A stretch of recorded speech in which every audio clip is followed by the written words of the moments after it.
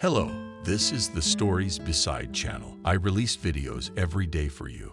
Subscribe and click the bell. Give me the credit. Clearly understood. How's that sound? It makes sense, and you can't argue with anatomy. Oh, and I'm gonna need that anatomy flash drive. Why do you want me to watch it tonight? It's in my living room somewhere right now. What about you and Sebastian? There's no imbalance anywhere. Yeah, it seems fine. She's not running around looking for balance on the side. Walks, long walks. Camille used to go out with Wendy as much as possible in her spare time, but she got bored with it. And Camille wasn't enough. She discussed various sad news stories, which she watched with as much indifference as she talked about them. But Wendy was getting bored with these conversations. It seemed that her friend had become too cynical. Camille, however, was not cynical. Her personality type was not inclined to cynicism at all. It was just the bland taste that bothered her for some reason. Maybe I'm less of a problem, she asked Wendy. Or maybe there's more money, she asked. But that too. That's my soul getting fat in ridiculous comfort. You know, I'm getting good money for tutoring. It's kind of like a kind of income for fun now. I mean, if you look at my previous living conditions, I've never been more comfortable. In a way it is, Wendy replied. If you were my client, I would tell you that we have been fearful creatures for centuries, hundreds of thousands of years, trying to survive in a harsh jungle. And now we can enjoy comfort. Therefore, the search for suffering or adventure is a purely logical process for us that we should not be frightened of. We should curb this urge, turn it into a tool for the realization of tendencies that are useful for us. If you, Wendy, were to give me such nonsense in a session, I would lose faith in people and in the training of professional psychologists. Wendy playfully got into a fighting stance, as if defending her skills. Camille copied her stance. They laughed and walked further down the fall street. The world is starting to turn yellow, Camille said, looking at the crowns that had recently begun to turn yellow in gaps in their emerald temple. You know, I think maybe the devil has forsaken me. More details, please, about Wendy's cheerfully amused tone. And looked at her friend, eyes bulging a little. But you know, a lot of people say that it's a problem to lose religion, or that you'll be left by some kind of God presence. Well, I don't think you have to worry about that. First of all, there is nothing you can do, and if you think logically, what kind of worries can there be about it? The devil is another matter. If he tempts you or hinders you in some way, then you are definitely, well, or with high probability, a good person. But if he left you, why should you be afraid? Everything is clear with you. You don't need to be tempted. That's an interesting thought. Who did you read it from? Yes, I didn't read it myself. I'm thinking about problems, about their absence, about fat comfort, and strange hopelessness. I think maybe that's the problem. Yeah, girlfriend, you're not talking to a psychologist. You're talking to a theologian. Are you suggesting we go to church? They both looked at each other. Okay, I don't want to burden you. I'm gonna go talk to the German girl about soap operas. Maybe intellectual fast food makes your soul fatter, asked Wendy. Maybe the question is whether she can marry at all. The question is whether you remain attractive. The question is beside the point, replied Camille, since Sebastian can't reach me or see me there, as probably no one else can. Okay, bye. Bye, Sebastian. Hi. In the evening, Camille watched the show in the armchair with her, and she spent the week with Sebastian on her free days, so they didn't go out much. Except sometimes, they hung around the house and went to cafes to sit in the company of other people, to show their presence in the world. They often walked to the parking lot together and usually ate at home before work. Sebastian worked as a contractor in construction, and due to his malleable style had good orders and good income. In this field, a lot depends on government contracts. Everyone is tied to the budget in one way or another. That is why those who work for patriotism are successful. It is necessary to express loyalty to everything from thoughts, bosses, and decisions of large developers, to news about new bills, and the next successes in the geopolitical arena. At the same time, loyalty should be expressed ahead of time. That is, before it is necessary to formally confirm one's allegiance to the party's course. Sebastian was good at this. Moreover, he understood for himself who he was. In the Soviet era, such a person would have been called a sycophant. But Sebastian was good at this dish called outer loyalty. He really knew how to play the good guy. In a way, being good at everything. And if you didn't really deal with his ideas, you couldn't mess with them. And the country and business always needs a good guy like that. Sebastian was good at his estate. In fact, and it was because of his image that he was able to build a relationship with Camille. He understood Camille's psychology well and understood her instincts and impulses in many ways better than she did herself. He did not want to put things into words or think about them. Sebastian only sensed when to let Camille be frightened and then to calm her down. He knew in front of whom and in what situation to play the cool driver, and when to look at everyone with arrogance and squeamishness, as if external conditions did not concern him at all, and he was above mediocre experiences. Always he framed his reactions and behavior in a way that made him look winning. And this strategy had an effect. Of course, if you take apart all these techniques on paper, try to reflect on who Sebastian is, who he is. If you take apart his movements individually, it's obvious that the guy is a hypocrite at best. Though even so, one could not raise a hand to condemn him, as they say. After all, Sebastian, like so many other people, actually wanted happiness for himself. A little ridiculous, but can we reproach a man who strives for happiness? The problem was that if all these techniques were used consistently, and Sebastian created a story about his person, built an image in front of another person, then these charms were difficult to detect. He looked more than harmonious and cool, so he could charm Camille, who only after a couple of years of life together discovered these details of the game in him, but did not judge and accuse him. She stopped at the fact that he was trying for their relationship after all. Similarly, she treated the new arrival of her spouse during trips to the parking lot.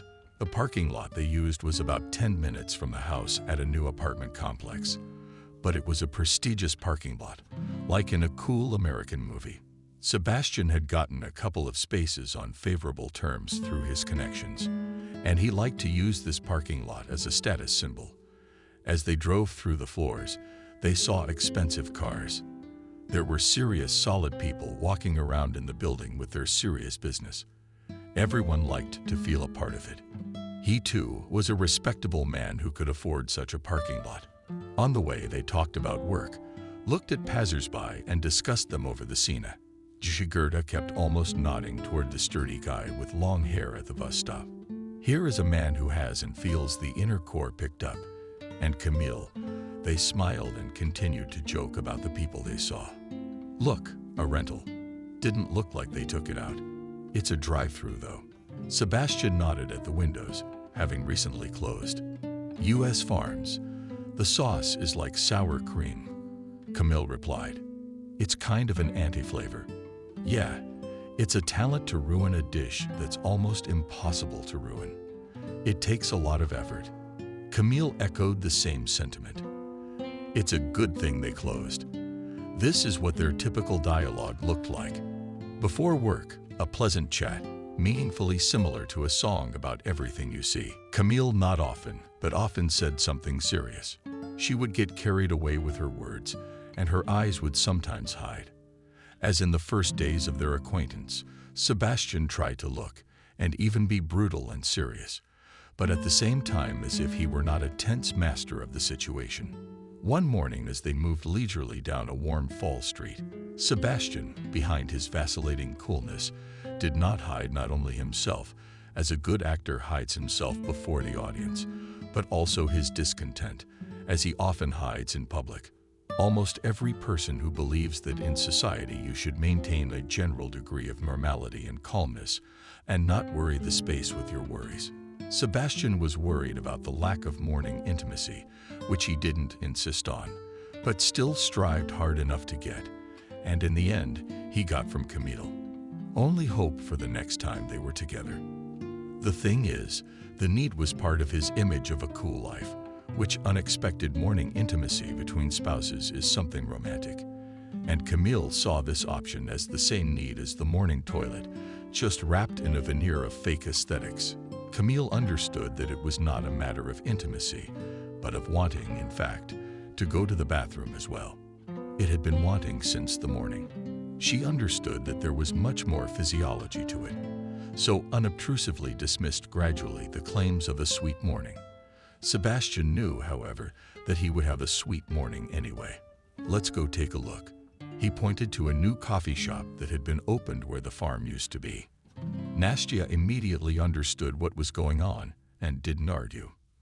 Of course, let's go. We're a coffee shop. We need to know the nearest points. On the one hand, they really both drank coffee regularly.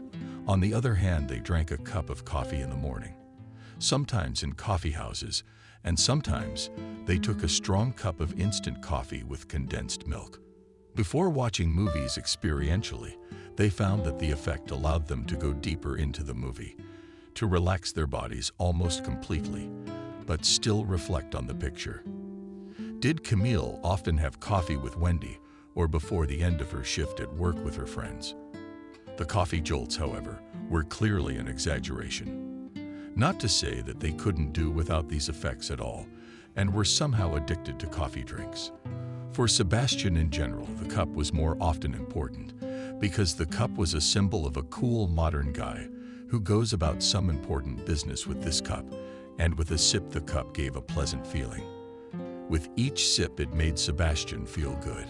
He felt especially good when he managed to show up in front of someone with a cup of coffee. There were a lot of coffee shops on the way to the parking lot. They lived in a dense, built-up part of town, in a large apartment complex, near a lot of transit stops, all kinds of buildings. And Sebastian started stopping in occasionally on his way out for another drink, reasoning that he wasn't awake.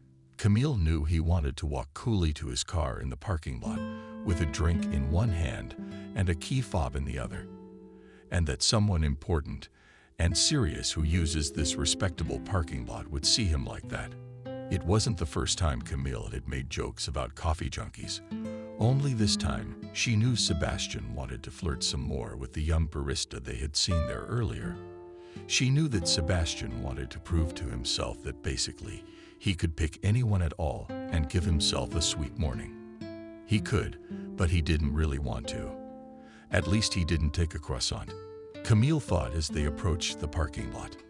The thing is, Sebastian saw his ideal image not only walking with a cup of coffee, but also sitting down with a croissant. First of all, Sebastian liked to chew, and it seemed that the world becomes more pleasant when you chew something tasty on the go. Secondly, he thought it made the space more his own and himself more spontaneous. The ridiculous thing was that Sebastian was sort of unobtrusively adjusting to the situation, and he wasn't particularly hungry. He did, however, enjoy taking the croissant course past the security guard's booth in the parking lot. To see another customer stepping out of the elevator and nod a little taking a bite of his bun. Camille had long understood these movements of his inner world and outer behavior, but believed that if one wanted to make a man feel comfortable, why forbid it if it is happiness for him? She thought, why reshape it? It would be ridiculous to arrange a clarification of relations on this topic. The family budget allowed to go to the cafe in the morning, and in general everyone liked it. Should we be worried? Especially Sebastian himself could hardly admit to his little fetish. Probably for him, such a thing would be a serious problem as for an actor who was exposed on stage and now awaits some frightening unknown. Sebastian-like, eating my croissant in public and feeling cool. It was a thought Camille had come to terms with, though sometimes thinking about it and watching him, if not frightening, seemed to expose some strange thoughts. When Sebastian bit into his croissant at the perfect moment, for example, after a serious phrase he had said on the phone, and when he was noticed by another person, and Sebastian looked solid and businesslike, but at the same time as if he were his own guy with a bun. He looked. If he didn't bite the gentleman by the beard, he was definitely tugging at some sensitive part of the world that might be giving the average man some tasty and useful juice. Probably the teat of some peaceful world cow that nourishes all living things. But if one pressed a little on the bite, then with the milk would flow the blood of that cow. And it seemed that Sebastian, with such prizes in front of the invisible, but more real, at least for him, than the visible reality of the auditorium. After all, it was not only the oncoming person who looked at him, but the world in general wants to achieve just that. Over Kosovo does not want to commune with this blood because he thinks that something true and something at least happy is hiding from him, hiding somewhere in other people's lives, in beautiful movies. But if he will persistently gnaw into this world, trying not to show outwardly, so that he could not be denounced in these gnawing and trying, he will achieve that happiness with him, that the audience will stop watching so closely and will begin to admire, if not every, then most of the movements of his life, words, and a beautiful, honest look that looks into the world, as if Ryan Gosling from the screen, when Camille these reprisals too frightening or tiring. She could cut a situation short with a mocking phrase or a look. Of course, she tried to do such things gently and didn't mean to hurt feelings at all. She rationed this exposure so that she could only destroy that strange aura of movie happiness and bring him back to reality. Reality he didn't like. At least the kind where he couldn't help but compulsively bite off similar bits and pieces of bread. For from the fancy glass, he understood what Camille was doing, but he could not admit it even to himself. For if he confessed, the meaning of his emerging urges would be revealed. He would be uncovered and discovered beneath the slenderness of all seemingly such natural behavior. His soft smoked with cheese on the butter of life will turn into a harsh, unpredictable, and rough reality, even if he already every day rubs on our duck and only managed to convince himself about the butter and cheese, so to speak, to merge his own mind in this illusion wanted to believe and did not want to destroy. That's why every attempt on his strictly planned, and in some way even long-suffered fairy tale of his happiness by Camille was remembered and postponed as an unexpected deception and danger. Let Camille in reality restrain him from deception, above all from deceiving himself. But he didn't like it and wanted to play it cool and eat a croissant and coffee on the way to work to look cool. Sebastian generally tried to live his life to look perfect, and his logic was that if you always look cool, you will be or already are cool. If you behave like a happy person, you look happy. That is, you'll be happy in the end. Sebastian didn't want to be happy, so he was always afraid of being late for happiness, late for life. This peculiarity of his manifested itself in many ways. He chose a fashionable hobby, which someone began to be interested in, tried to bypass or overtake his acquaintances in something even in small things like this manifested itself. For example, when he saw one of the guys in the parking lot in the morning, one of the guys they had glimpsed in the company office, when they saw each other in a coffee shop nearby or on the road when they arrived in the evening after work, Sebastian always wanted to pull out of the parking lot first. He and Camille usually walked leisurely in the mornings, but if one of the guys you knew showed up, he would naturally but insistently and actively speed up to get to the car and start as fast as he could. Although on other days he could first walk Camille to her compact sedan to look at the car, a little chat, wish her a good day, and only then go to her car. It was similar in the manner of communication, in the choice of opinions, behavior, hobbies. Sebastian aspired to the place where he thought it was possible to look happy and feel happiness, which, by the way, was illustrated by a famous proverb. But Sebastian believed that, in the end, it should still become good where he is, and sometimes really captured moments of inner harmony and very sublime feeling when he thought that everything in this world, in this life he has cool, and he himself can be an example of a good and happy man. As we know, every man strives for happiness. Wendy did her professional wise owl look, although Camille, having watched a couple of recordings of her online trainings, called this characteristic technique cheap hypnosis and slowed down the speech literally for a second. so that the client caught up not only the meaning of the words, but also emotionally energetic message. The current Dalai Lama states that, in a sense, all living beings strive for happiness, and that is the natural process. You see, we cannot deny that human beings want to not suffer. Moreover, our inner suffering can be much more significant and sensitive than our outer suffering. That's why you make an appointment with me. Sit down in front of a laptop screen to talk about your problems. Talk it through. As a way to get out of your misery, to understand the cause and eliminate them if you want. Perhaps consider them in a different way. We psychologists are modern-day shamans, that is, soul healing specialists, and you are ordinary people. Come to us to talk the problem out. Vanessa, if you find it therapeutic, use this kind of magical interpretation. Consider our sessions as conspiring problems. You know how the witches in the villages could heal all kinds of pain. Wendy realized that a large mug of coffee had to be brewed. Talking this time was more involved than usual. In most sessions, she gave a set of 3 true questions, and the patient client would talk at length about herself. And she would listen and sometimes throw directly to the camera. A thoughtful and sharp look, creating a very effective illusion of understanding and presence. Once, for fun, she even discreetly played Kennedy in a session. N.S. But to do such a thing again was not allowed. The categorical imperative and moral law within her. And the sweet Irish coffee, parting glanced up at her from the bottom of the cup, waiting for the last sip. Not easy both sips, thought Wendy, and began to remember a recent Scandinavian movie about how people lack always a small portion of alcohol in the blood. And if this level is maintained, it is possible to achieve a feeling of permanent happiness, at least on a hormonal level. Clearly, the heroes of the movie.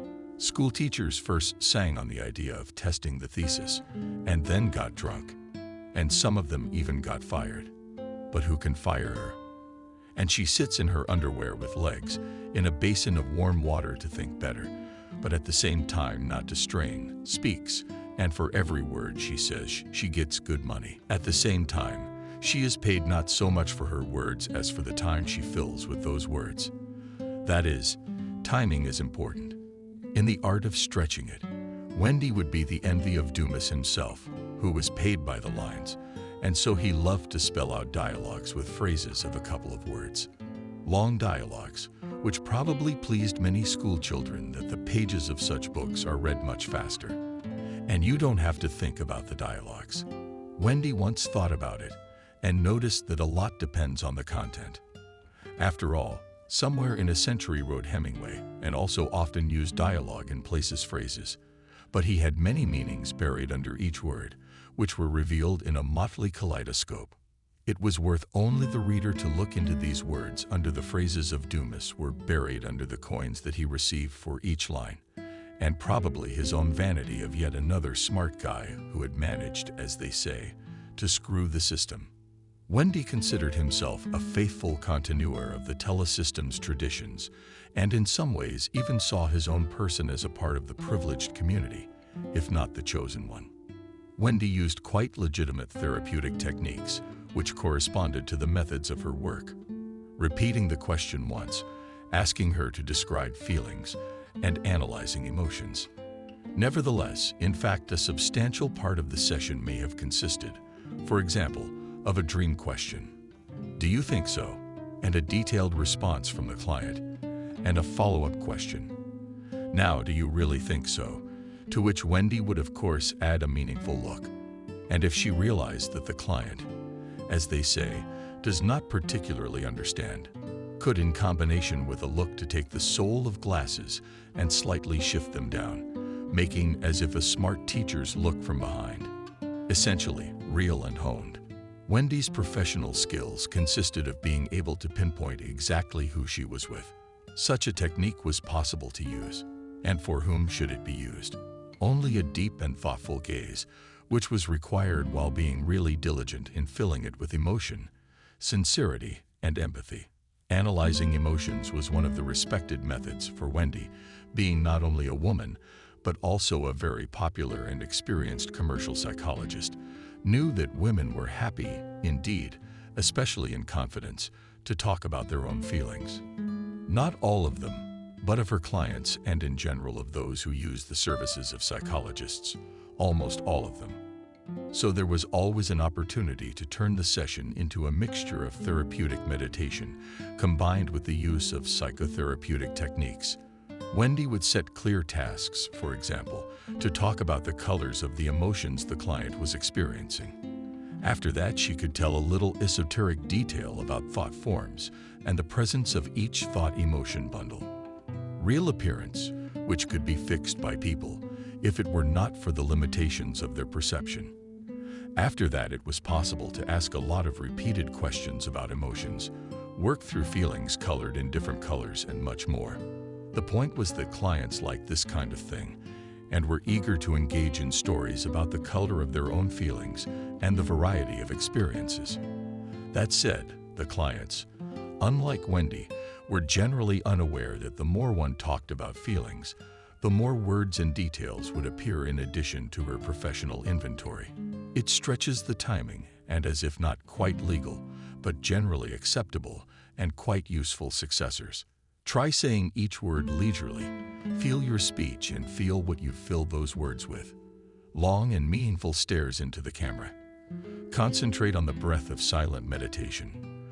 Of course, Wendy would not allow herself to suggest silent meditation for the entire session. But if it got tiring and she didn't know how to end it, she doubted it would have a good effect. At the end of the session, she offered to meditate on what had been said and portrayed full inclusion in the process. Outwardly, this inclusion was expressed by sitting with closed eyes and wrinkled eyebrows in front of the camera. Although she had acquaintances who were already putting together online meditation groups and practicing for at least an hour at a time, collecting a good income, some objected that scolding such gatherings was not the point, and the point is to be present and silently concentrate. To which Wendy logically parried that such practices are also available in elevators, public transport, queues, and traffic jams. And unbeknownst to her, perhaps the company of much more conscious citizens will be nearby, and the effect of silent concentration, accordingly, should be of higher quality. The quality of life is largely determined by the quality of one's inner state. Wendy stopped remembering the Scandinavian movie and sad about not yet up to coffee. What do you need 1 million for expensive sneakers if you have no feet? But what are your feet for? If you don't want to run, you don't know where to go. If you're confused, what do you use the tastier food for? If you are annoyed about nothing, will you enjoy the attention of a beau? If you are rubbing ridiculous reproaches out of yourself, Wendy knew there were still about 10 minutes left. During her sessions, she purposely didn't look at the time so that she could be fully engaged in the integrity of the process and not be distracted, and set a timer to report back. But the problem, Vanessa, a sales rep from Ugra, was not presenting a problem. How to solve it? At the same time, Vanessa was a valued customer from all sides, a wealthy and status provincial who was good at her job. But from the field of psychology, she knew only the TV series Deceive Me, which she did not watch, preferring popular comedies or series about brave special forces or something similar. Clearly, you want to choose one of your girlfriends. First of all, there is an internal conflict. In addition, you must competently use their resources emotional. There's a lot of meaningful looks here too. And realize that you have one life, one you, and you want to be happy. Which, as we have found out through many examples, is well worth striving for. Which is quite normal, you know. Wendy, you make a good point, but it's the very question of that choice that concerns me. You're right to speak for me. No one can make me happy or do the inner work. A woman with a fake tan, a large face and large parts on it with the look of a trusting sheepdog, and an expensive necklace looked at Wendy from the screen. But it's hard to choose, isn't it? We've been friends for so long. And you say we have to decide. No, Vanessa, look, you're the one talking. And you know, you and I are just actualizing your intentions in words. I mean, We're expressing in speech what you have, but you're not saying. You yourself know that you should choose one of your friends for further communication and cut down on communication with the other one. Only in this way you will be able to build your career normally and be, as they call it, in the resource. Wendy, I remember you said that in order to build something, you need to destroy something. But is it worth destroying a relationship like this? It seems a bit far-fetched to me right now. Vanessa, I had a similar situation. In general, there shouldn't be such frankness between us. But I'll tell you in a friendly way. Wendy did not want to strain herself and thought of a way to end the session smoothly. I also had two friends, Nancy Vysotskaya and Evelyn. They and I were in psychology school when we had to write our thesis. I was able to make good points with each of them. But Nancy was not the best influence on the zone of my immediate development as a scholar and professional. Evelyn, when she once had a seizure right in our faculty lab, told me to take the necessary measurements. I was writing a paper on psychophysiological traits at the time, and I had to go to hospitals to take these measurements for my thesis. What was difficult? Evelyn thought first of all not about herself, but about me. And then, by the way, when I visited her, she herself offered to make the measurements I needed, which was much more convenient than recruiting an experimental base with unknown people.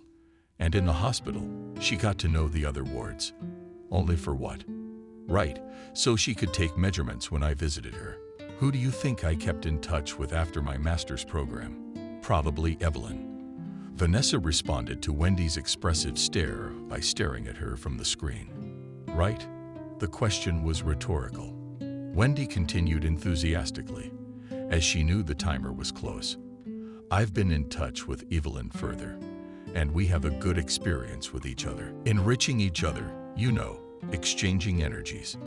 You have a similar situation, and you know the criteria of choice, and you can quite easily make an analogy from my story and draw conclusions about your inner contradictions about it. Let us look at the ideas of inner integrity that we see in the so-called Jungian notebooks. You've probably heard of him. I've heard of him, but I haven't read him. I just know Carl Jung, answered Vanessa. A pleasant melody from a mixture of gongs and Tibetan bowls sounded. Then you'll know. I offer you a convenient and productive elective. I will record you a short lecture on the South. In the context of your problem, your task is to listen at your leisure and analyze your own methods about what you hear. We can move the new session a bit if you need more time, or we can call as always and discuss it, given that I will record the lecture especially for you, and I will have to work through the material additionally. The lecture will go as the cost of 2 sessions, but I strongly advise you. Of course, Wendy, I remember it's a psychological mechanism, and when we pay a lot, we value the product more. I remember, Wendy. Vanessa smiled and nodded. Okay, well, I don't feel comfortable distracting you from other things. I'll have the fee for the lecture and the next session in an hour. Thank you, Wendy. You should remember that the best gratitude for me is your peace of mind, development, and prosperity. So think about yourself, analyze, use our work. Bye for now. Connections then, Vanessa. If you need anything, you can always come to me. I'll be in touch. For now, Wendy smiled and waved her hand in front of the screen, then abruptly brought that hand down on the spacebar that disconnected the call. She picked up the cup with the remaining coffee with the palm of her hand and finished the rest of it with relish. She looked up at the bookshelf behind the computer screen, from where Vygotsky's spines looked back at her, and raised the cup again, nodding at the books and as if drinking to them, sweetly lingering and about the gray in her head with the pads of her fingers. Wendy realized she wanted to make herself a cocktail and call Camille into the kitchen. She picked up a thick-bottomed glass. She thought about the fact that if the bottom was thick enough, it would be difficult, if not impossible, to break through. Grinned at that thought, and half full a bottle of Black Label from where she poured some into the glass. Took a sweet syrup from the shelf. Picked the yellowest lemon in the fridge and squeezed some into the glass. Greased off a cut slice of it around the rim. Wendy knew how to make different cocktails, but they rarely drank with Camille because the two of them were already having fun together. Wendy wasn't much fun on her own, and her ability to make delicious cocktails helped her to ignore this very obvious reality. The lemon version of the cocktail was almost ready. She added some ice and Essentuki on top, and once again realized that someday God would not protect her, and she would still be tempted to start a social network account, where she would start posting her variations of famous cocktails with her own author's recipes, as well as selfies of walks in combination with clever captions, words, and liquids. She was good at getting in the way of telling it.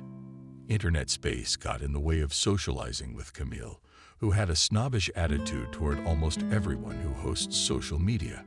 The only exceptions for her were business accounts and the pages of any publicists.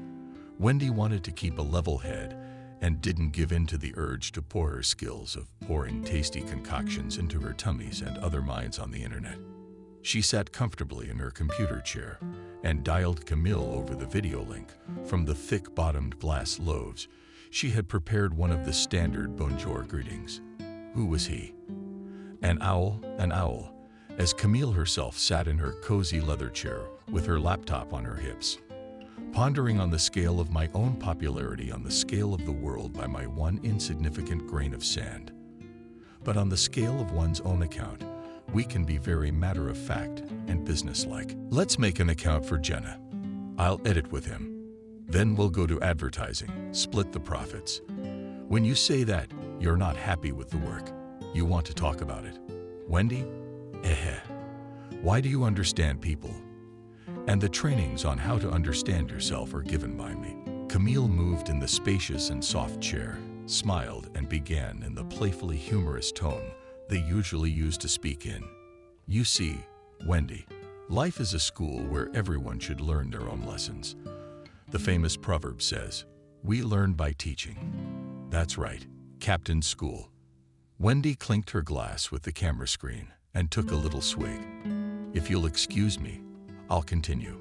Camille spoke in a serious tone, although I was now also hungry for something. Wait a second. The screen changed to show the side tab of the chair.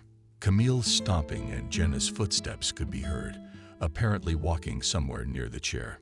Camille came running in with a bottle of kefir and a large slice of sweet summer, from which she had somehow managed to take a big bite on her way to the chair. She continued to chew it deliciously.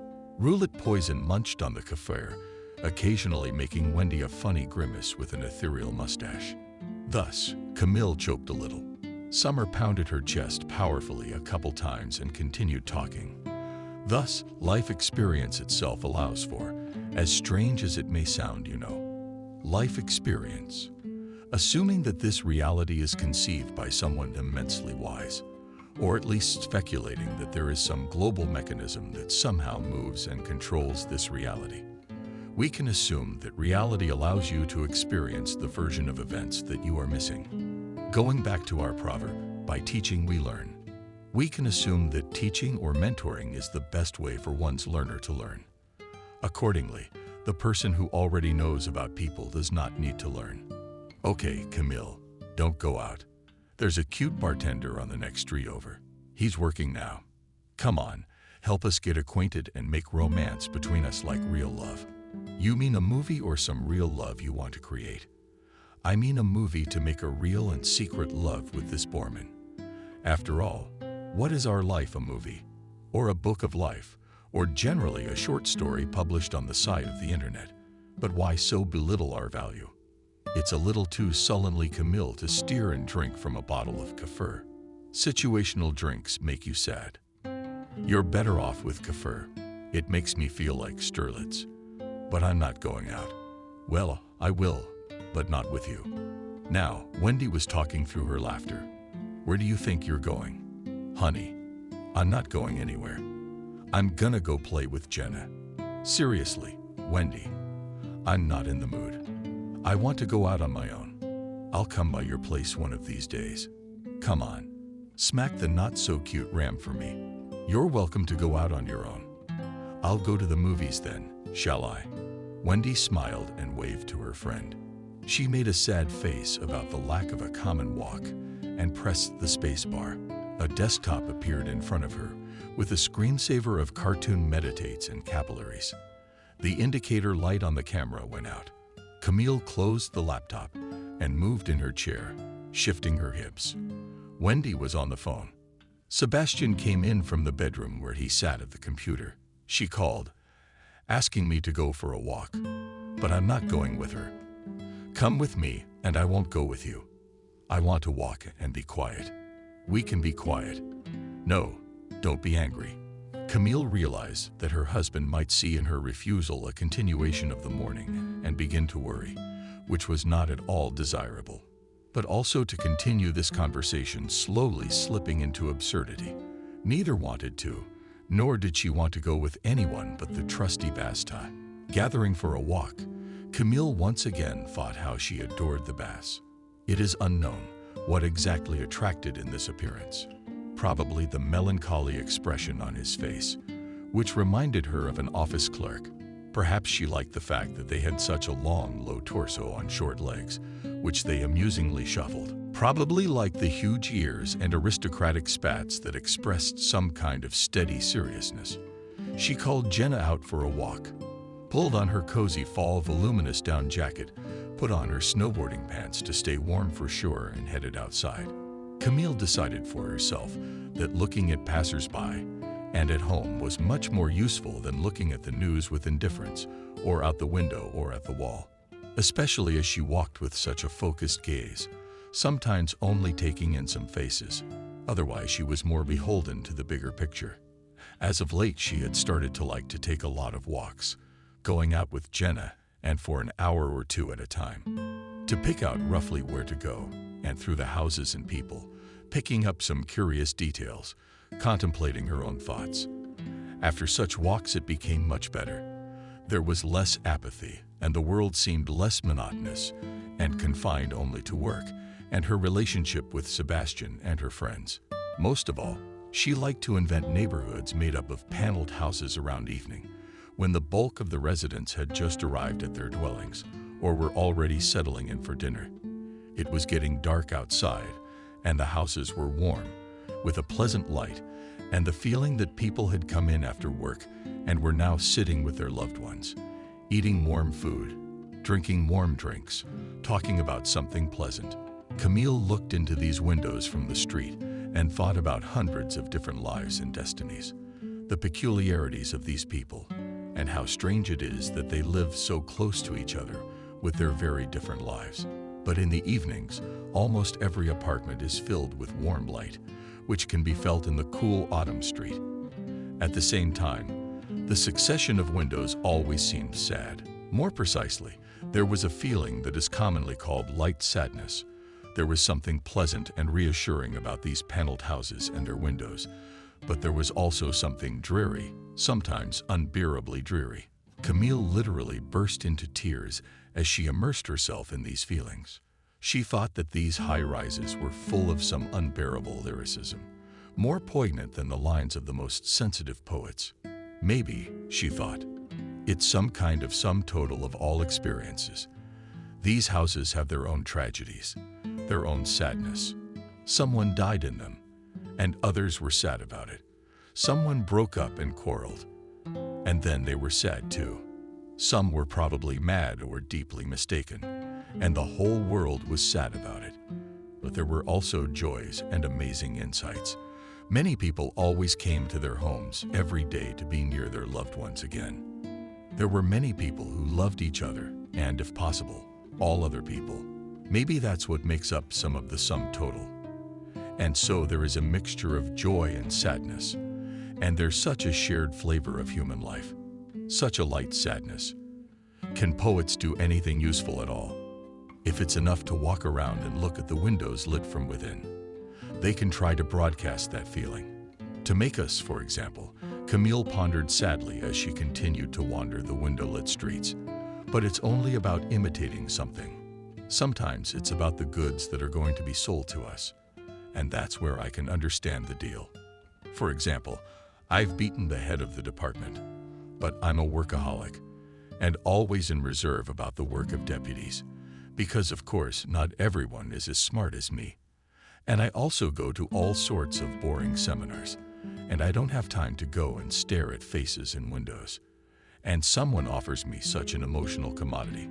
Not directly, of course, offers, but it is clear to me that I buy a subscription on a book or serial site and start reading or watching a melodrama, because I know that the end of a melodrama is always tragic, and I want to feel the sadness of empathizing with the characters as well.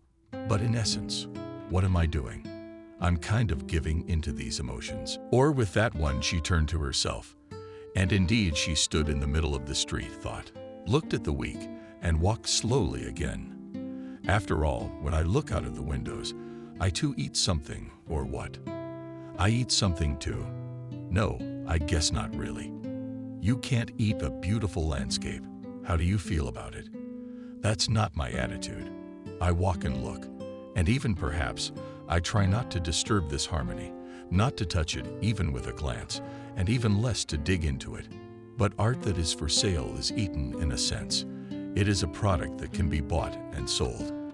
Camille stopped looking at the graffiti on the wall of the house, and in this case, it is not a direct feeling that is sold, but an indirect one, which someone has experienced in something packaged and made available. But that is not what is important, but the fact that such feelings are saturating, but they are attractive. Perhaps, Camille continued to ponder, these feelings are really tasty and something nutritious may be blood. It is said, after all, that artists write with their own blood, and someone else's blood can write. If, for example, take a lot of someone else's blood and write a picture with it, or a book or a poem, I guess someone can do that. There's probably a logic to it, though. If they buy a surrogate, they should sell a surrogate, something fake. There is logic, of course, but nothing real. Camille thought and smiled at Jenna, who was picking through her short wieners next to her. On the other hand, there's some business in it too. If something can be traded, why not trade it? The curious Protestant morality, which is said to be the basis for capitalism, suggests that it's possible to make money from trading feelings. Okay, so anyway, I realize that I can only get real feelings through my own experience or experience. But can I so experience a work of art that the experience is identical to my own experience? I guess a lot of people treat it the same way they treat food. Camille mentioned that more than once she has noticed how her friends at work share tearful stories from popular TV series with each other and seem to be seriously worried. But in fact, they bring themselves to an exalted state of sadness, which is actually joyful. I guess it makes them happy that it's bad for someone else. Just like horror movies a lot of people like to watch, because there's an opportunity to get the fear while staying perfectly safe when you seem to be threatened by something, but also not threatened. Is all art, then, a sham, or is there something worthwhile? Why even look for real art and think about it? If here, there is a succession of houses saturated with different stories and feelings literally imbued with the very real. Wait though, thought Camille. What if the people in these houses stop being real, as if they stop feeling or start feeling not as they want and as they understand, but as it is considered necessary? What then is the nourishment of such houses? What light would come from their windows? Sometimes it barred new neighborhoods of apartment complexes, of prettier looking and more varied houses. Here too, there was occasional warmth from the windows, but something was wrong. Although Camille realized that in principle the inhabitants of panel houses and new apartment complexes were not particularly different, and the composition was roughly similar, except for some minor changes. These new houses seemed different to her. Maybe they had not yet accumulated the sum of experiences like the old houses. Nadia didn't like the high basements, which were given over to commercial space, and there were mostly liquor stores, bars, and beauty parlors. It was as if a new world was being built on this foundation, and everything seemed to be done to deceive themselves and each other. Bars to drown out the sight of grim reality, salons to hide themselves behind outward attractiveness. She saw the contented and well-dressed people who went out in the evenings to walk in the courtyards of their apartment complexes. She saw how satisfied they were with this comfortable and pleasant Watson. But the contentment seemed artificial, like Sebastian's behavior sometimes.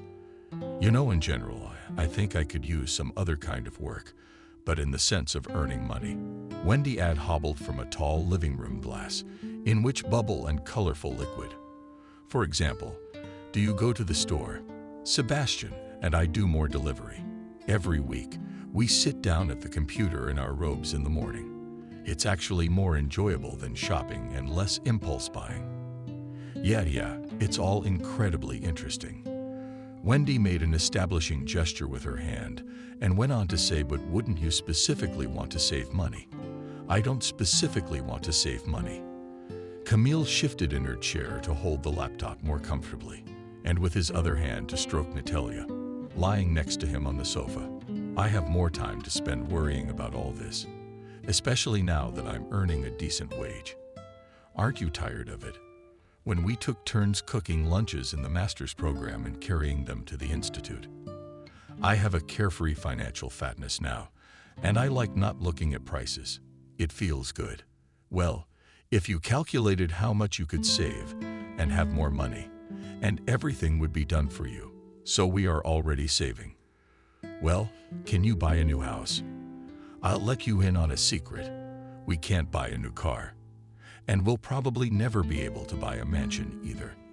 Unless, of course, Sebastian starts picking up government contracts.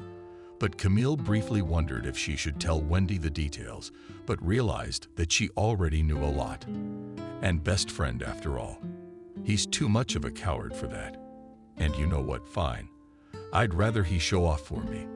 There's a spell in there that'll eat my donkey right off.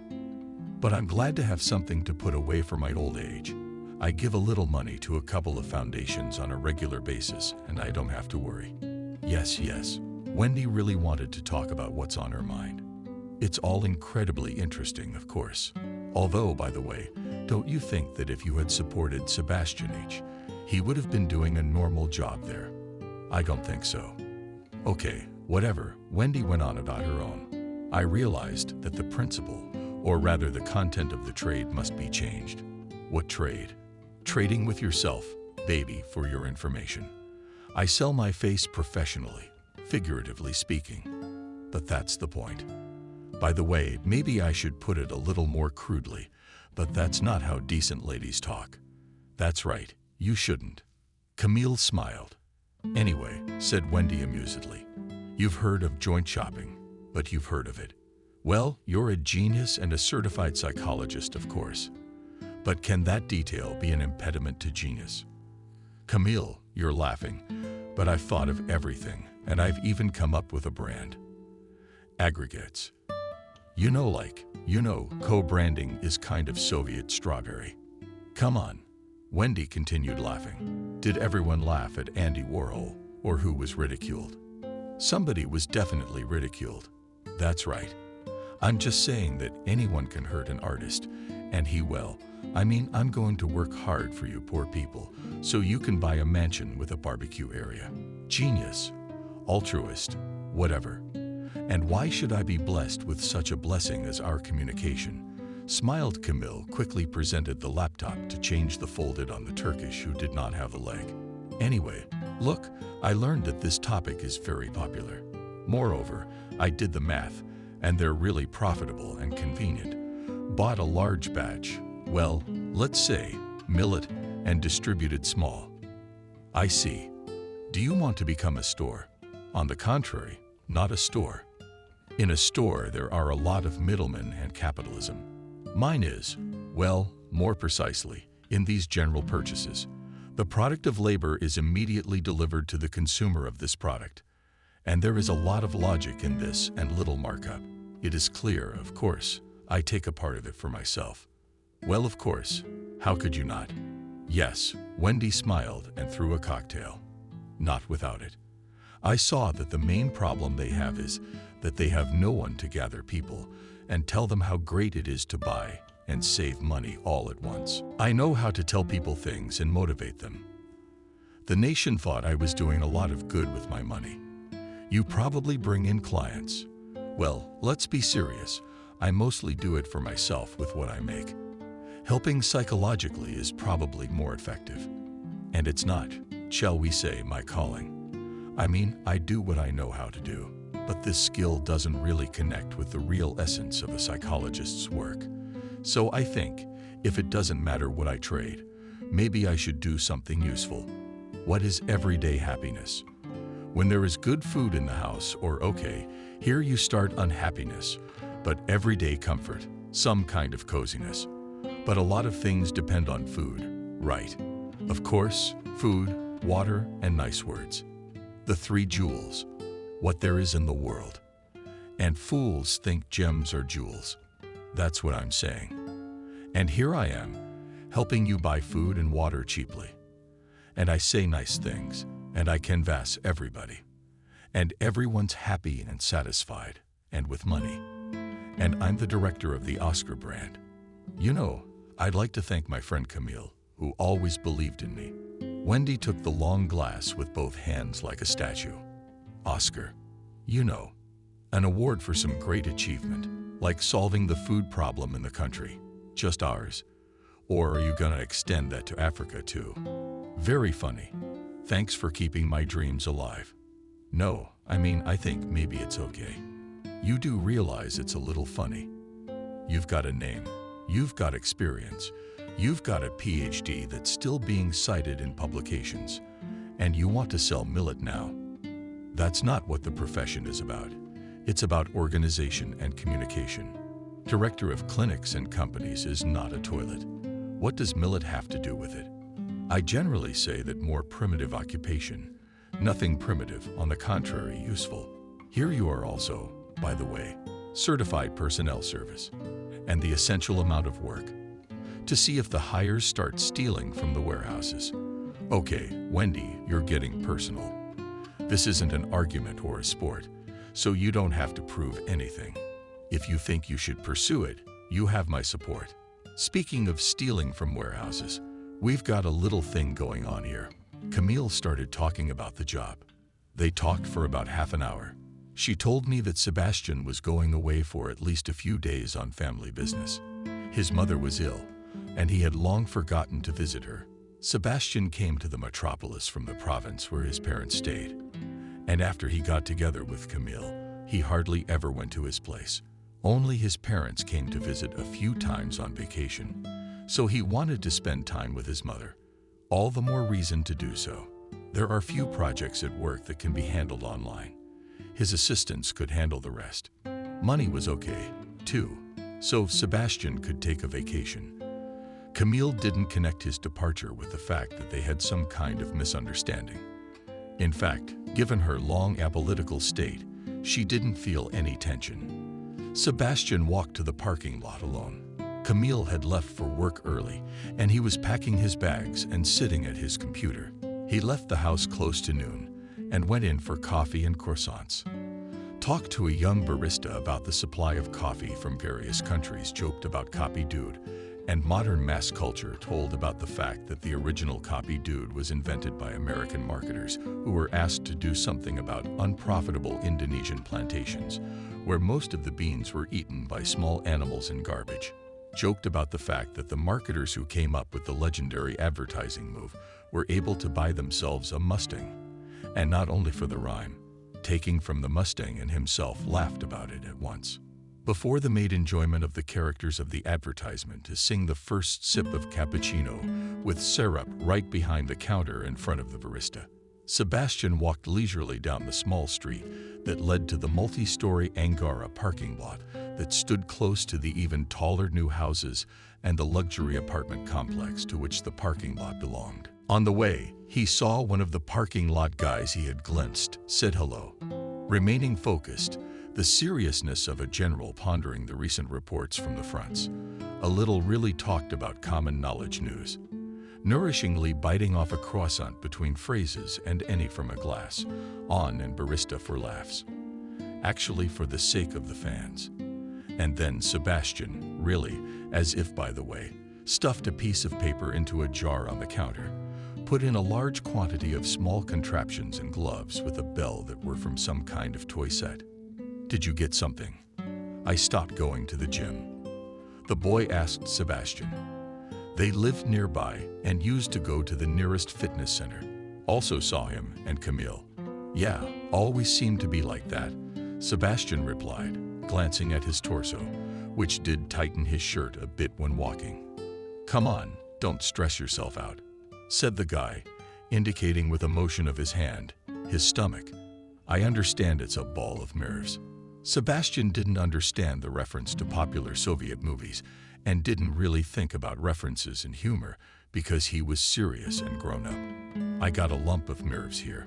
Sebastian looked at the guy with complete seriousness, raised his hand, and pointed to his head.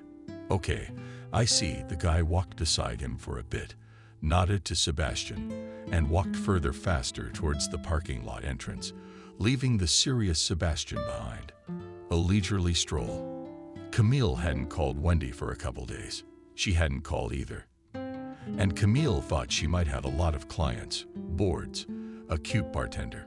Or was she actually immersed in building her own brand, co-branding, co-shopping? Either way, Camille was going to stop by her place the other day. She went to work and in the evenings walked with Jenna, looking into people's eyes and into the windows of houses, thinking about the warmth in the houses she lived in from the fall wind, and watched how under the world unclothed and warm passers-by. Camille herself preferred to dress according to the principle of cabbage, that is, to use many different layers of clothing in such weather, so that really do not freeze in themselves. Recently, she had become known as a tragic cabbage when she was dressed like that. Although after her walk she felt a little better and was more of a joyful cabbage than a tragic cabbage.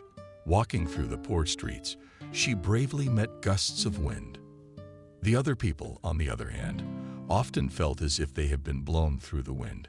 Camille thought that the wind as a thread could pierce many people and thus connect them into some gigantic caterpillar.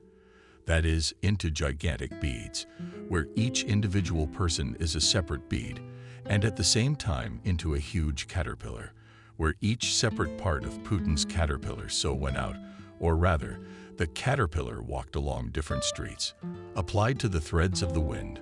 One weekend, Camille had a snack before the show with Kafir and went for a walk with Jenna. She was going to stop by her place and take her out to the bar, or wherever she wanted to go. Camille thought that while Sebastian was away, maybe even move in with a friend for a few days, with Jenna taking time off work too. They would talk a lot, have a Bergman or Herman retrospective. Maybe she'll even help in the aggregate. If Wendy herself hasn't already thought of some new occupation and will pick up her first clients from the workers she knows at her firm. Foggy morning. Some kind of kefir, faded, not even kefir. Camille was beginning to recall the unpalatable soup with holes that she sometimes had to eat on weekends as a child. This soup had rare cooked vegetables in it, large chunks of dill stalks and greasy patches of oil on the surface. For some reason it always seemed cold, not even cold, but frozen like this. The fall weather had cooled off after summer. There were still large balls floating in the soup, and they came. But they didn't bring joy either. It was quiet and overcast. City mornings reminded Camille of this dull soup. All life was like this, dreary and ordinary, with greasy stains on the surface of the leftover and spilling broth everywhere in chunks, completely amorphous and falling apart, almost collapsing vegetables. Camille became so dreary that she decided to go into the small church next to which she passed through the windows of the building. A warm and pleasant light from the stylized electric candlelight was visible. There must have been a morning service, and Camille threw Jenna's leash a few times over the bars of a swing that stood not far from the door of the nursery and went into the building. And the rest of the service she caught a glimpse of, she liked. And as she left the building, Camille noticed that she was walking somehow even more leisurely and peaceful. Or maybe she's become less caught up in the world running somewhere and sees everything going on for a longer period of time and looks at the world more judiciously. Either way, Camille took her time tying up Jenna and occasionally glanced at those leaving the church.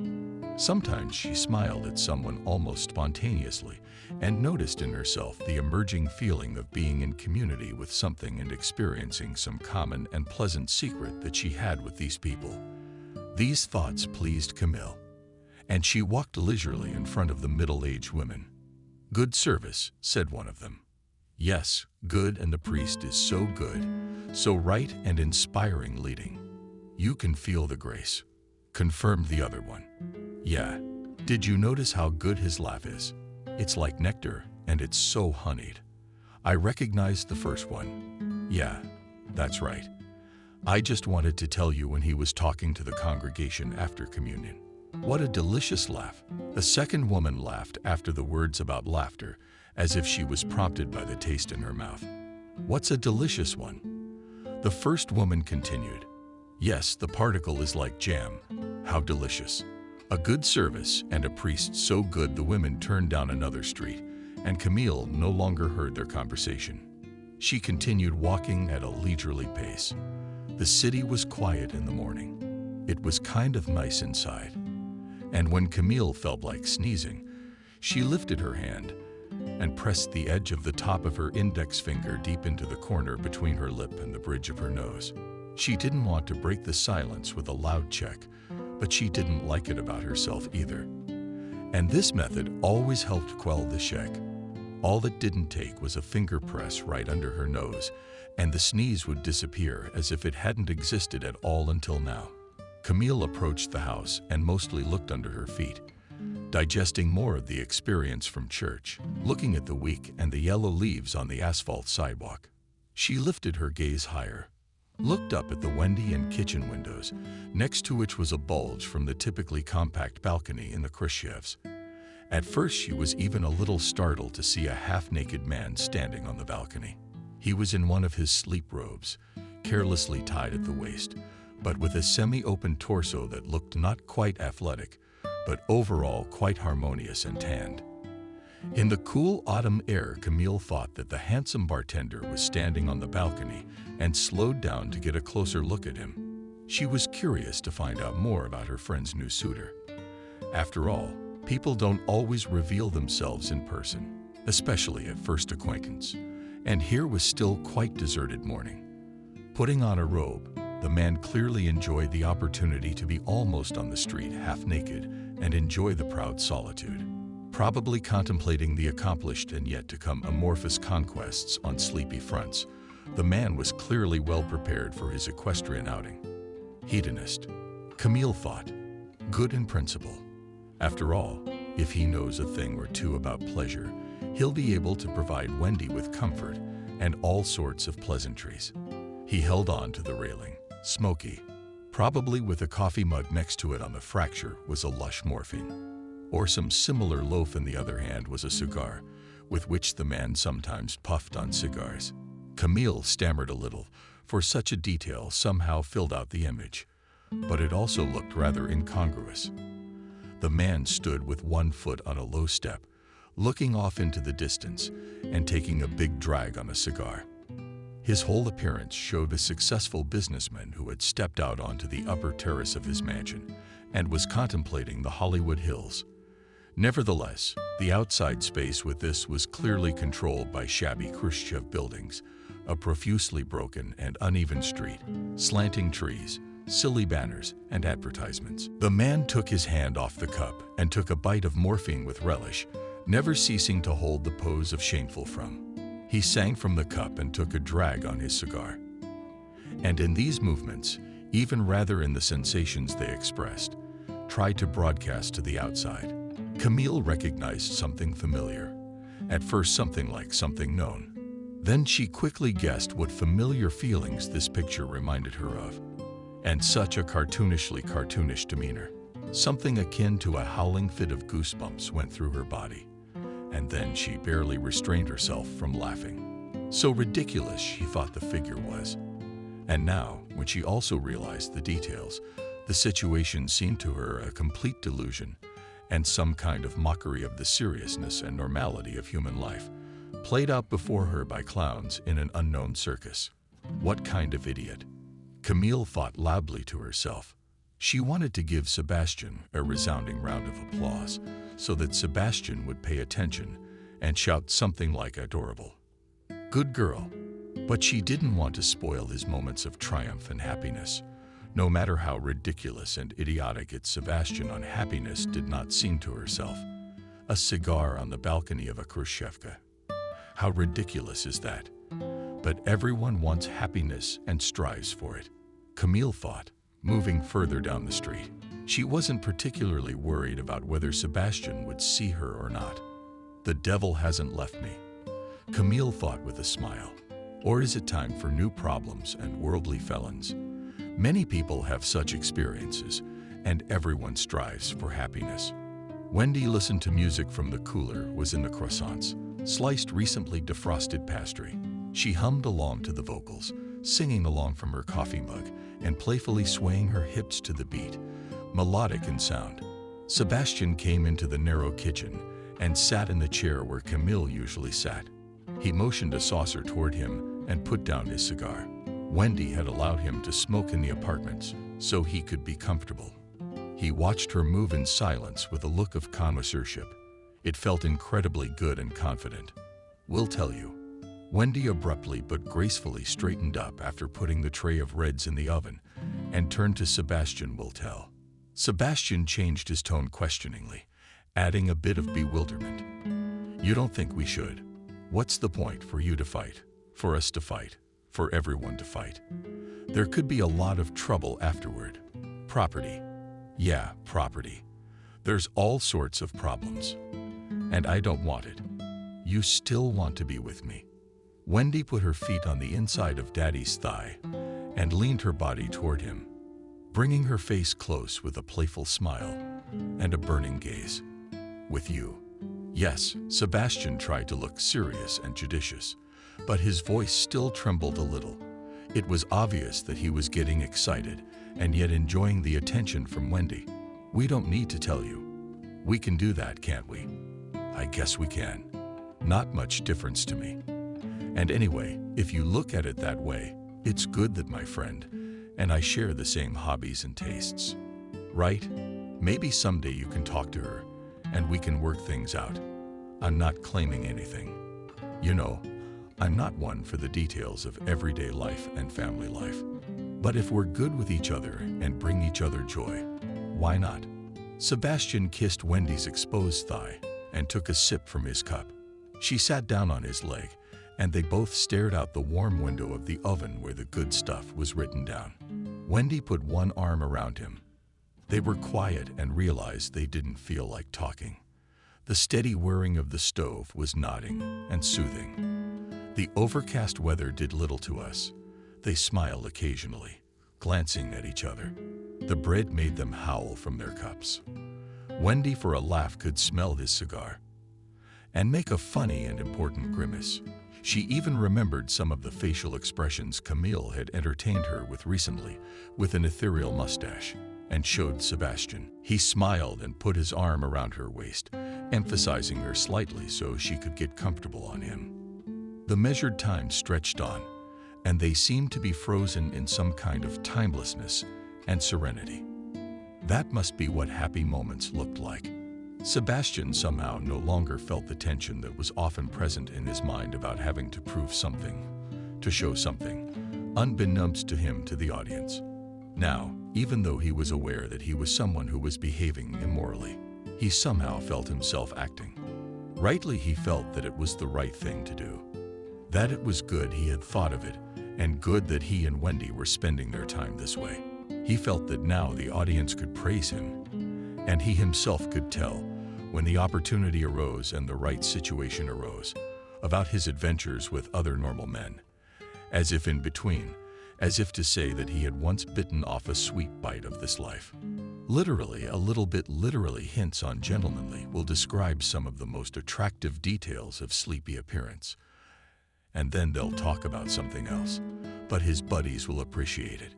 And maybe will throw in support, and even with a little envy, but also with the understanding that here he is, Sebastian, a normal guy, came from the province and achieved everything, made a career, is successful with girls, has a family, always cool and confident looks. For some reason, Sebastian thought that now more accurately in such a situation, if someone will reflect on his success, he can become an example for someone to be an example, and therefore it is necessary to prove and conform. One should behave perfectly, To be clear in everything from day-to-day affairs, bringing large-scale work projects. Sebastian drank moments of joy from a mug, kissed them on the surface of sunny cheeks, sighed with Serbian smoke, peered through the window of the oven. And Camille took to the street and rustled the yellow foliage. She thought about the fact that leaves of golden and yellow color are like coins that trees have accumulated. It is their treasure and valuables that they can show off and make so beautiful, colorful crowns, attract the eye, creates a wonderful pattern that delights. And the trees themselves also know that they have accumulated much treasure and are now beautiful. Suddenly, they realize that this time will end and winter is coming, which will mercilessly freeze them. The trees understand and are worried. They want to pay off the winter and scatter yellow coins, leaves. They try to bribe and give away their wealth to the world. They no longer think of their own beauty and attractiveness. The trees only think about what to give away so that they can continue to stand so that they don't freeze. These bribes, however, cannot bribe the annual move. Winter takes no bribes, and fall continues to overstay its welcome with winds, announcing cold blizzards. Leaves flew in front of found feet. Nola would sometimes rush to play with them and bite some, or only whisk her head into another lifted cloud of leaves, waving her ears and sputtering. It happens. Camille thought, staring at the TV screen. She'd been a pharmacist for about a year and noticed that she could now view both the frightening news and the wall in her office with equal indifference, or the pastries behind the counter at the business center cafe. It's not to say that the zest for life has gone away. It must have gotten a little bland. Camille watched trains crash from airplanes without interest, no admiration or anticipation. Tastes like the lowly ruins she used to love to indulge in on Friday, as if at the end of a workday or on a Wednesday to give herself a little dope, a little prohibition. She joked with her office friends, and the joke was a success with them. Dose forbidden, called small pleasures that allow as if to slip away from the workday, and completely unnoticed by others. So, for example, a delicious and sweet brownie with meringue chocolate touches gorgeous nutty references. Chef Wendy, who worked at Café Delicious, the owner, made the interior and style with accents on anime cartoons and occasionally added recipes from those cartoons. He regularly experimented with dessert and knew Camille as well as her tastes. So sometimes he would try to make some special Earl's Ruin that they could talk about a bit behind the counter when he looked out of the kitchen. And Camille would be waiting for her coffee, or when they crossed paths on the way to the parking lot from the office building. They'd joke about the new flavor, about dessert, about which Count's castle had now fallen apart. It gave a burst of calories and a serving of endorphins. In general, after a tasty, and that still as if honey with different additives dessert, and still drink good coffee. The middle of the day ISO dull drudgery turned into the good news that more than half of the work is done. A nice evening out with girlfriends or with your spouse ahead. Cereal check or a book. A bunch of funny thoughts popped into my head. The dreary guys in the office were now not energized by NY, but looked funny. This secret way of escape helped to find freedom in the conditions of corporate everyday life from a working bee, which swarms in its honeycomb, extracting unknown honey, unknown to whom to turn into a proud Orly, which looks with a little snobbery and disdain from its height at the bustle of days. Camille and the unfaithful office girlfriends had a whole arsenal of such forbidden. One of them carried candy in her purse. Finland. Sure, some might say it's about working alcoholism, but the difference between the locksmith who bangs on a glass before work and at lunch and Camille and her girlfriends was clear and noticeable. That said, the point of prohibition was to use these methods fairly and frequently. The candy could lie in the bag, Emily, for weeks, and only occasionally she'd have a boring meeting. She would shove her girlfriends to the side.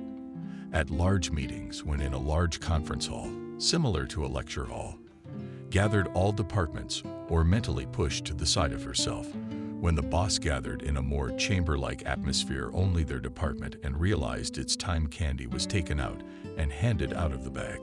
The chocolate shell was dispensed from hidden behind a sugar on caramel layer of a couple grams of fiery water, flowing over the surface of the tongue of intoxication. Such candies, of course, did not provide any more feeling or flavor. Nevertheless, they always worked for sure. Boring stories and presentations became much more engaging, the lighting more pleasant, and the words of others ceased to give off such a harshness of sharpness. There was now no sharpness in the perception found. The problem was that there wasn't much to it at all. Her friends at work didn't notice the change, mistaking the found apoliticalness for calmness. They thought their specialist Camille worked as one of the deputies in the human resources department of a large logistics company, had learned some special zen. She is, after all, the psychologist that Rick read at the Institute, and still sometimes goes to all kinds of whales. The friends sometimes listened with pleasure on Odin esoteric stories and reasoning, but more for the sake of entertainment and a sense of exoticism. They also treated her to psychological advice, which she gave unobtrusively, but quite accurately well-versed in the peculiarities of each of her friends. However, neither Evelyn was Emily, nor the more age-appropriate.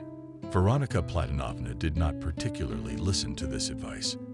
After all, where is it? Psychology and life. Here, too, everything is clear without any psychology. Sebastian, her spouse, didn't notice the change either. In style, he did not feel her particularly well, and outwardly they remained passionate and active in their communication. Sebastian tried to be sweet and caring, but for the most part, he played the role as if he were always standing on stage in front of an audience that was carefully observing and evaluating his playing the good and caring spouse. So Sebastian, whom Camille in her esoteric way called Chance, was a word associated with peace, and at the beginning of the relationship he could really give some kind of marvelous peace, more concerned with playing well and being more contented with the audience than with Camille herself. Of course, it became more noticeable that she was more silent or more often wanted to stay at home than to go to a concert or for a walk. But Sebastian thought they were becoming more serious and in some ways boring neighbors. But such is the natural course of things, and the audience watching them play the role of a good family not only doesn't accept such boredom, but thinks it's important for good families to be moderately boring, quiet. In addition to the girls from work, Camille had two friends. Camille considered the two of them at once and did not particularly distinguish between them. But others still thought that the huge tunnel bass and the Institute girlfriend Wendy should not be equaled. Camille was of a different opinion and thought that a dog was also a human being. At least her Jenna certainly was. The two of them often made themselves comfortable in a large leather and eerily expensive and rumpled chair that the boss had allowed her to pick up during another office redesign. The chair used to stand in the CEO's small reception area. Only very important assholes sat in it. Therefore, Camille thought that it was definitely not worth squeamishness and should be taken here.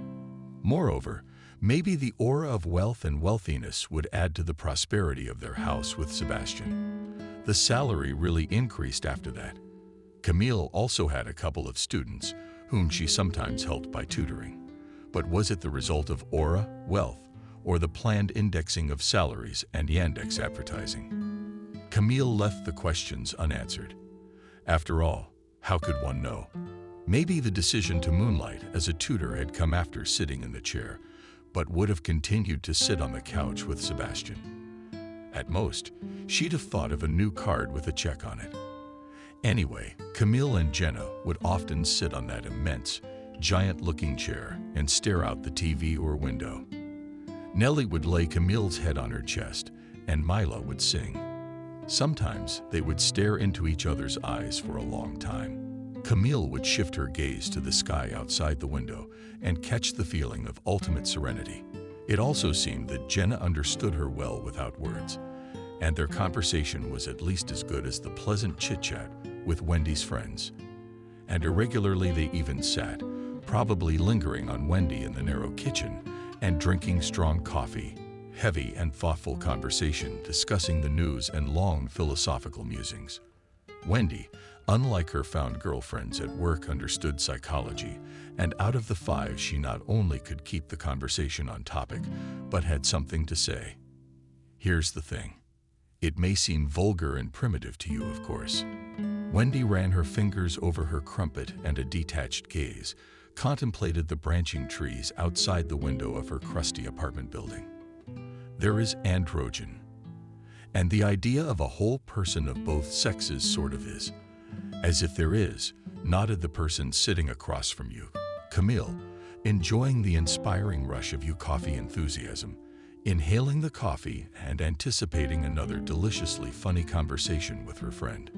In the communication of the sexes, which is also called at us decent young ladies intimate, harmony is kind of restored and we create a goddess, that is, a perfect being. Right. Pistil mysticism, stamens bolts, and nuts, an elaborate harmony. I understand your irony. Wendy gave her friend a brief glance with a smile. But in essence, it's bolts and nuts. So right off the bat, she sort of said what might seem vulgar.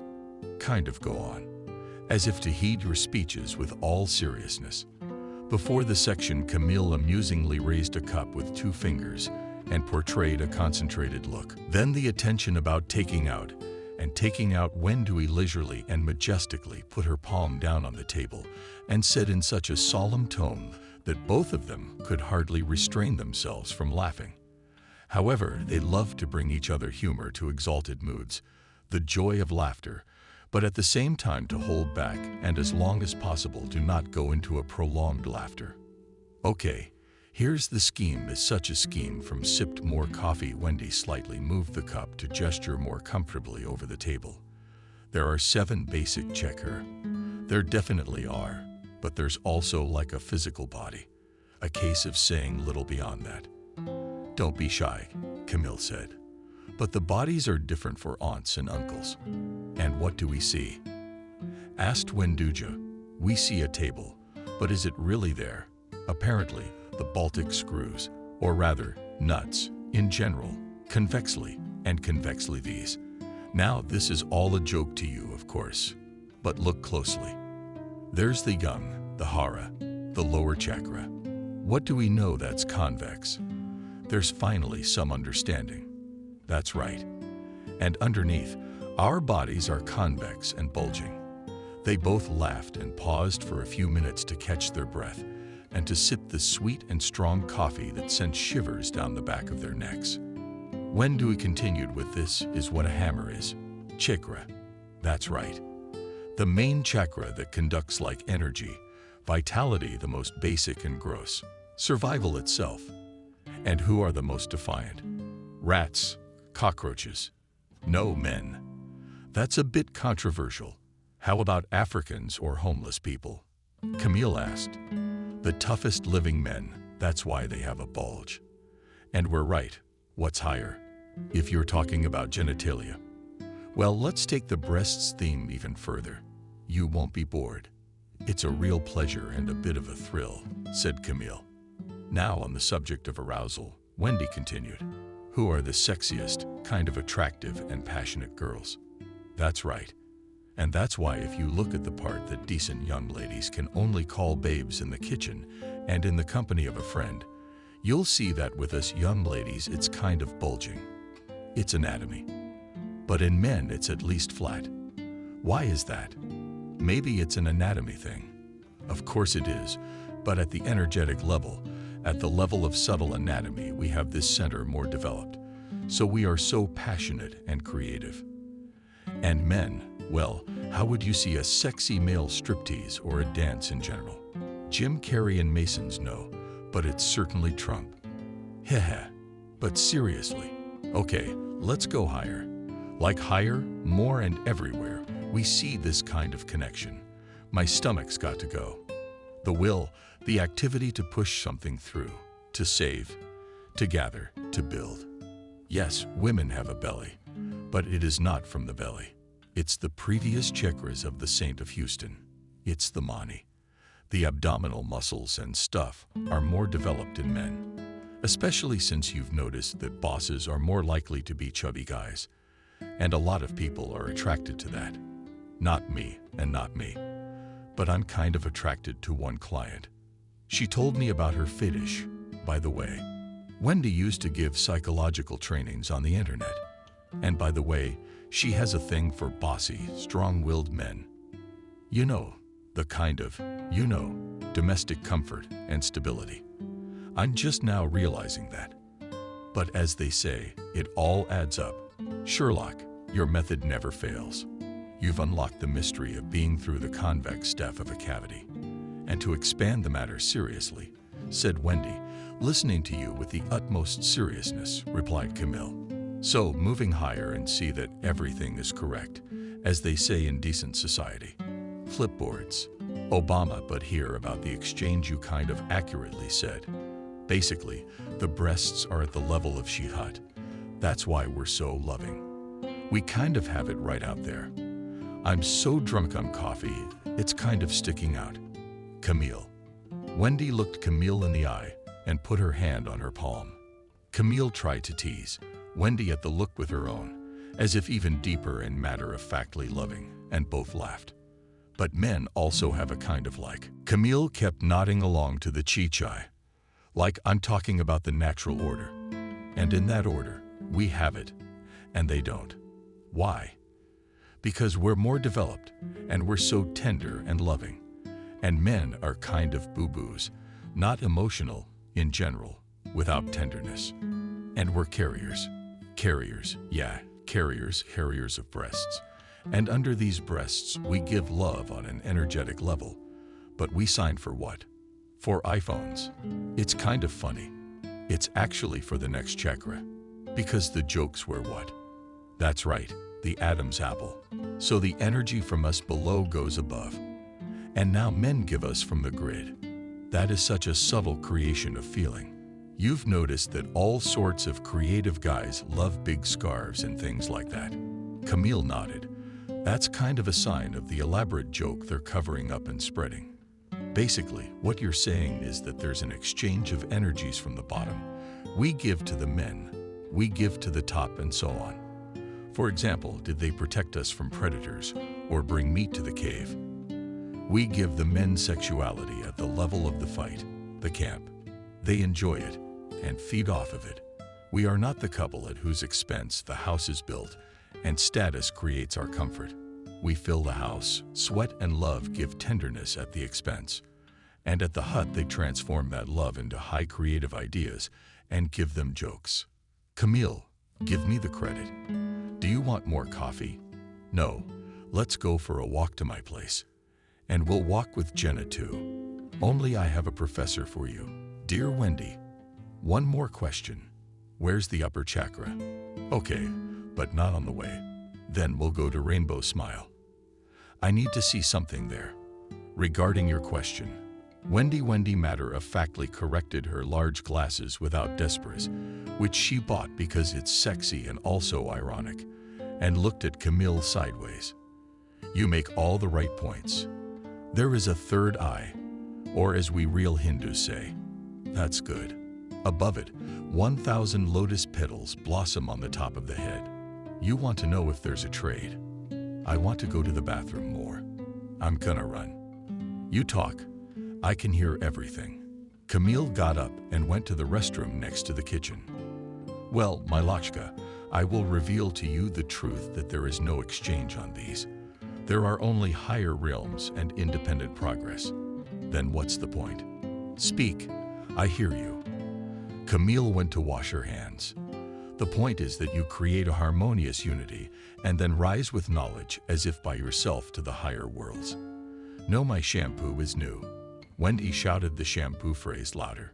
Camille came to the kitchen with a bottle in her hands and, sitting down, began to read the composition of the same. Honey did not see the most important thing. Well, Camille abruptly broke away from reading and walked over to her friend. Funny. Insistent stare. No need to get so worked up. Wendy adjusted her glasses again. Everything has its turn. You haven't considered or asked, of course, what happens when you lack energy on some level. It's known to be debauchery and drugs. Well, you're right. Wendy's tired of playing the professor. All sorts of deviance and disharmony sets in. Anyway, to make a long story short, let's go pack. If one level is lacking, the next level is also bad. For example, if a man hasn't built a house or achieved anything, the girlfriend doesn't give him love. By the way, the logic is vulgar, but money can really kind of buy the tenderness and love of the manipulator. It is, after all, money, the ability for money to accumulate and own. Sure, it's vulgar sounding, but it's essentially an exchange of energies.